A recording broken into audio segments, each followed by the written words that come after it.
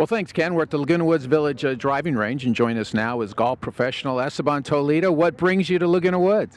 You know these people. My father-in-law lives in this complex, and and last time I was his guest in his tournament, and I told him I was going to do a clinic right after I won the Pebble Beach, and I'm taking a couple of weeks off, and I have the time to do it, so I was just so excited to be with them, and they're a lot of fun. They're a lot of good folks, and for me it's just a pleasure to be here in Laguna Woods, and I want to say hello to everybody in the area.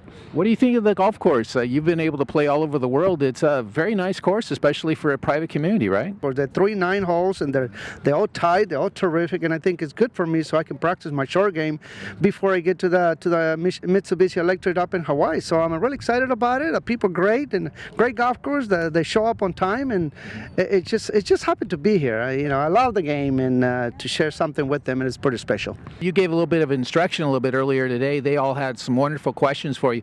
Everybody seems to talk about tempo and doing certain things with the ball. They seem to have the same thought process, at least, that the younger people do as well. Yeah, they ask me some different questions. Obviously, they're 60 years old and older, and so I have to get a little bit of strategy, how I have to do it when I turn 60, because I understand their swing. When I do another clinic, so I got to do a clinic for young guys, so I have to use a little different swing, a little different ability to hit the ball, and encourage them to do something. And then when I get to females, I got to use another little different math to teach them. So it's all kinds of different things you learn from all these ages. So you got to be prepared for that. But it basically is the same thing. It's a good rhythm, good tempo. Keep your head down and make a lot of birdies. Well, as we age, and as everyone is aging, so we're all going to get older at some point. What challenges do you think we face physically and mentally, and what do you do to prepare for those challenges? Well, it takes a lot of practice, lots and lots of practice, hours and hours to practice to get to that position, because sometimes you're going to be able to lose it. Sometimes you lose the speed. Sometimes you're going to lose your mind a little bit. Like I can see Arnold Palmer talking about, I wasn't thinking all these things 30 years ago. Now I think all the negatives on the golf course. But that's what the edge, and I got to stay jogging. I got to stay focused and working out and stretching, and believe in myself, I still can play this game, and I'm probably going to do it for the next 7 years, and I'm probably going to retire.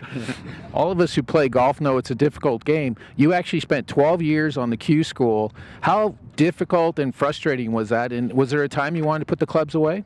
Well, I don't know if frustration, but I think it's goals and dreams that you put up in your mind. I went to the tour school 12 times, and I finally made it. But it took a lot of dedication, a lot of practice, and I knew that if one of those years I was going to knock the door and get in, and as soon as I get in, I'm not going to get out. So it happens. I played the tour for so long. Now I played the Champions Tour for 3 years. I won 3 times, and just to share all these stories with them and with the world, I think is great, and hard work, a lot of discipline, and a lot of guts to go out there and play against the best players in the world, and I've done it.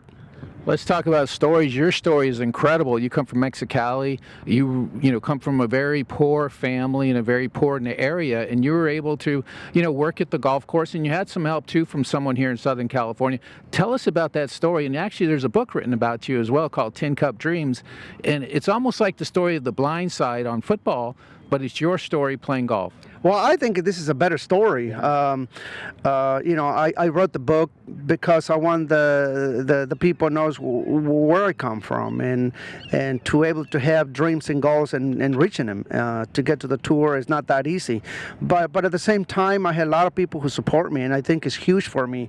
I had a lot of mentors that helped me through all the tough times, and finally made it. But I always believe if someday I make it in golf, I'm going to write a book and build a foundation, and I think it's the biggest accomplishment I ever done in my life. I had my orphanage in Mexico. I built a facility for 5,500 square feet facility for 30 beautiful children. I'm going to put them to school. I'm going to teach them. I'm going to educate them. I'm going to give them clothes and food, and the most important thing, I want them to know that I love them. That is the number one thing. Right. Well, we want to thank you so much for joining us on Channel 6, and especially being here in Laguna Woods Village. Be sure and check out Esteban's The Family Foundation website as well, and you can make contributions and see what kind of work he's been doing. And you have your own website as well. I believe it's EstebanToledo.com, and they can see what you're up to, right? Oh, it's going to be everything right there. Donations, my pictures in there, my family. I mean, everything. For the Channel 6, thank you so much for being here, the whole crew up there. And have a nice Christmas, a New Year, and we're waiting for you here in Laguna Woods. Well, let's take it back up to the guys in the studio. We'll see you again next time.